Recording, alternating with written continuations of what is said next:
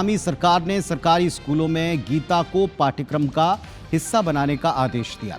अगले शैक्षणिक सत्र से इसकी शुरुआत होगी, लेकिन सरकार का ये फैसला कांग्रेस को भा नहीं रहा है।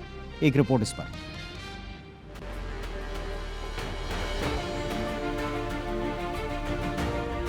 देवभूमि कहे जाने वाले उत्तराखंड के स्कूलों में अब बच्चों को श्रीमद् भागवत गीता भी पढ़ाई जाएगी। उत्तराखंड की पुष्कर धामी सरकार ने इसके आदेश जारी कर दिए हैं। सरकारी स्कूलों की प्रार्थना सभा में बच्चों को रोज गीता का एक श्लोक अर्थ सहित समझाया जाएगा।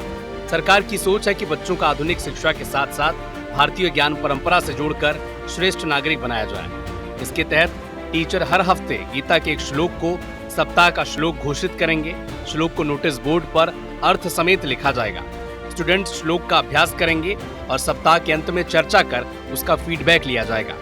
टीचर छात्रों के बीच समय समय पर श्लोकों की व्याख्या करेंगे और जीवन मूल्यों की जानकारी देंगे। एक टास्क दिया है अपने एससीईआरटी को, एक सिलेबस तैयार करें जिसमें कि भगवत गीता होगी, रामायण होगी, हमारे बच्चों को पढ़ाया जाएगा। लेकिन अभी जब तक वो सिलेबस में आता है तब तक हमने अपने जितने भी स्कूल हैं उसमें सुबह जितने पीरियड होती है स्कूलों में, उसमें भगवत गीता के और रामायण के जो अच्छे श्लोक हैं वो बच्चों को पढ़ाए जाएंगे।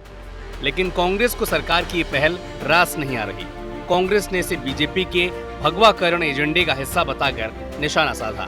धर्म ग्रंथों में जिनमें भी जो अच्छी बातें हैं, जिनको आगे की पीढ़ी के लिए जो प्रेरक हो सकती हैं, उनको पाठ्यक्रमों में डालने और पढ़ाने में कोई हर्ज नहीं है, मगर ये एक तरफा नहीं होना चाहिए।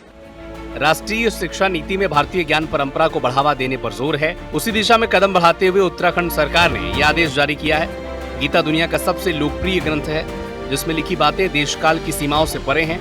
हालांकि ये पहली मर्तबा नहीं है जब धामी सरकार ने भारतीय ज्ञान परंपरा से स्कूली शिक्षा को जोड़ा हो। इससे पहले भी ऑपरेशन कालनेमी और देश में सबसे पहले समान नागरिक संहिता लागू कर सबको चौंकाया था। Bureau report, IBC 24।